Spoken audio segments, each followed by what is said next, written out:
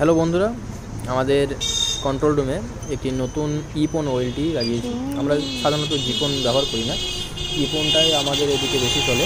তো নতুন একটা ইপন লাগানো হয়েছে। এবার তার যে পাওয়ার, অর্থাৎ আমরা জানি ইপন থেকে 9 dBm প্লাস পাওয়ার বেরোয়।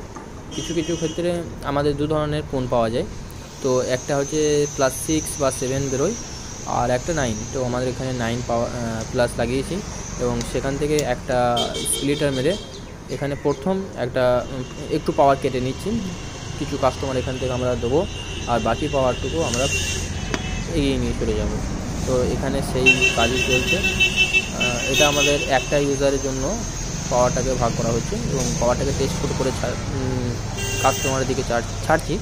তার কারণ না হলে পরবর্তীতে সেটা আবার কাজ করার পর দেখা যায় পাওয়ার নেই, তাই আমরা সেটা আগেই টেস্ট করে ছাড়ছি।